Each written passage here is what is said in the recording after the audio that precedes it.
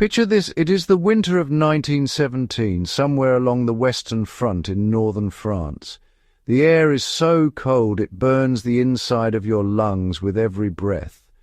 The walls of the trench are packed mud, slick with moisture, and above you hangs nothing but a starless sky choked with smoke. Night has fallen, and with it, complete and consuming darkness. Artillery has knocked out every lamppost for miles, and the supply lines behind you have been cut for days. There is no electric light, no reliable fuel, and no guarantee that tomorrow's rations will arrive. But somewhere in this frozen pit, a soldier reaches into a salvaged tin of vegetable shortening, the same greasy, pale substance that once filled a kitchen pantry back home, presses a strip of twisted cotton into its centre and strikes a match. A small, flickering flame rises, and just like that, the darkness retreats. This is the story of one of the most overlooked survival tools in military history, the improvised fat candle, and how the desperate ingenuity of trench soldiers gave us a technique that still works flawlessly today. Born out of necessity, not invention, the improvised shortening candle was never a single invention credited to one clever mind. It emerged organically, the way most great fieldcraft does, through necessity. Soldiers in the trenches were issued tallow candles and oil lamps when supply chains cooperated, but those supply chains rarely cooperated. Tallow was rationed, kerosene was precious, and when the shelling intensified, nothing burned reliably in the concussive chaos of an artillery barrage.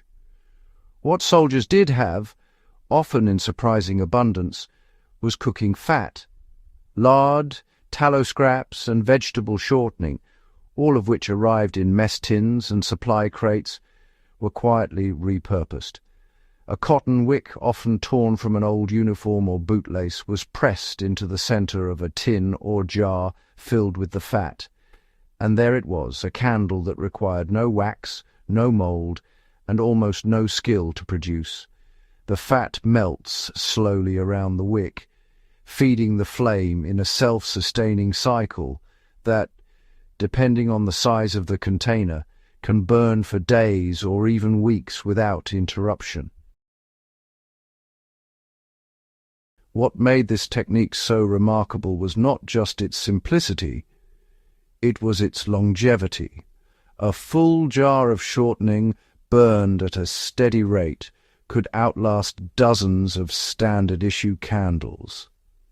For soldiers who lived underground for months at a stretch, that kind of light mattered enormously. Life in the trenches, where every small comfort was a victory.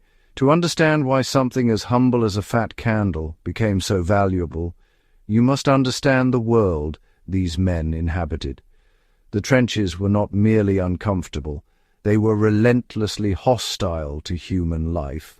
The constant drone of distant artillery, the crack of sniper fire, the squelching of boots in mud that was sometimes ankle-deep and sometimes waist-deep, these sounds became the soundtrack of survival. Rain fell into the trenches with no drainage. Rats moved freely through the corridors, bold enough to feed on the living. Lice lived in seams, in hair, in the fabric of men's very identity. And at night the darkness was absolute. Soldiers adapted to this environment the way humans always have, through relentless creative problem-solving. Shelters were reinforced, not with lumber, but with sandbags, corrugated iron scrounged from destroyed farmsteads, and whatever canvas or tarpaulin could be scavenged. Water was collected from rain, filtered through cloth, and sometimes boiled over small stoves concealed deep in dugouts to avoid detection. Food was stretched beyond reason. Biscuits were soaked to soften them. Tea leaves were reused until the liquid was barely tinted, and foraging parties risked their lives crossing no man's land to pull turnips or potatoes from abandoned fields. Camouflage was not a department-issued luxury. It was a survival skill practiced daily. Men daubed their helmets and coats with mud and natural pigments, stretched netting over trenches to break the silhouette against the skyline, and learned to move without sound because, a shadow or a sound could invite a sniper's bullet before the next heartbeat. The men who lived and died in those muddy corridors of France and Belgium did not leave behind manuals or polished survival guides.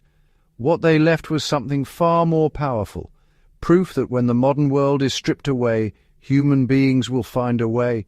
They built light from cooking fat. They built shelter from rubble. They built community from shared suffering.